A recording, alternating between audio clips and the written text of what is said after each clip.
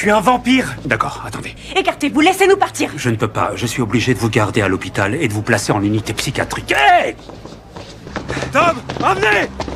Oh, Tom!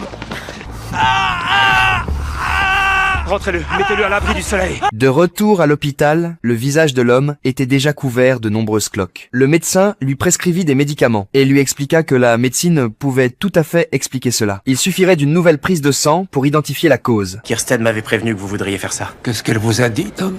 Que vous me feriez passer à la télé en prétendant être le médecin qui a découvert un vampire et qui l'a guéri. Non, on va pas faire ça. On veut juste que vous alliez mieux. Le docteur O précisa qu'il n'avait pas d'autres intentions, si ce n'était de le voir aller mieux. Alors que le médecin tentait encore de s'expliquer, il fut interrompu par Charles, qui affirma que l'homme avait déjà été lavé de cerveau par des vampires, à moins qu'il ne représente un danger, ou qu'il n'y ait une injonction du tribunal. L'hôpital ne pouvait ni le retenir, ni le soigner de force. Il a vomi plus d'1 litre de sang ce matin. Il va encore saigner et ça va le tuer.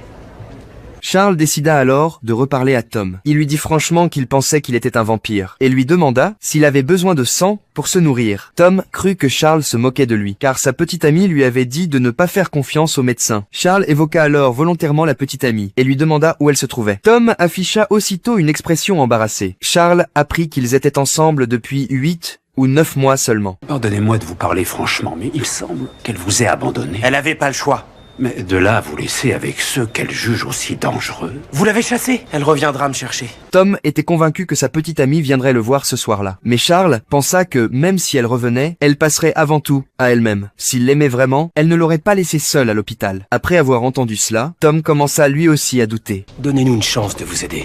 Acceptez de passer des examens. Pourtant, il secoua encore la tête avec obstination. À mesure que son état empirait, il finit par admettre qu'il était malade. Le plus cruel fut qu'il n'arrivait absolument plus à joindre sa petite amie. Elle reviendra pas, c'est ça? Je suis désolé. Tout ça, c'était un mensonge? Je me sens tellement stupide. Et si on se concentrait sur votre guérison? Oui, d'accord.